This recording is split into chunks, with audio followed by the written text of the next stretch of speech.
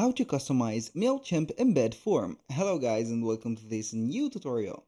In today's video I'm going to show you how simple and easy it is to modify, customize or personalize the embed form of Mailchimp. So we are going to head over the campaigns and we are going to create our campaign.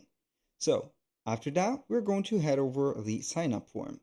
The embedded form or all the embedded form on Mailchimp are going to be related to the sign up forms. We're going to click on embedded form. We're going to name that form, for example, select the audience, click on begin. Now, as you can see, this is our form. This is the standard one. It is going to be only demanding the email address. So we can go ahead and click on form fields to add more fields. We can set up the setting from here.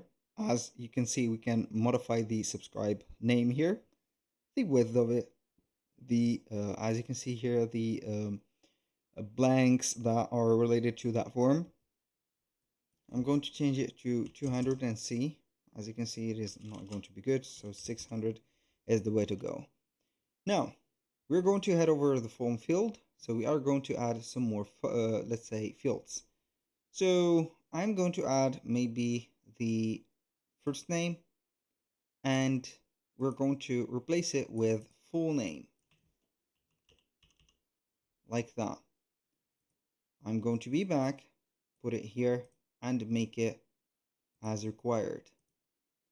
You can go ahead and add other forms or fields, and then you can modify the, as you can see, the labels of them. For the settings, you can go ahead and remove the CSS styles, as you can see, like that, and make it like this. So simple. But I rather let it as CSS like that, show the format options. As you can see, you can disable the JavaScript and show the archive, as you can see, links. It is not going to be that important. For the tags, you can go ahead and put tag contacts, and also the referral badge. You can go ahead and put one of the referral badges, this or that. So that was pretty much it for today's video. Thank you guys for watching. I hope that you have enjoyed the content, and I hope to see you soon on the next one.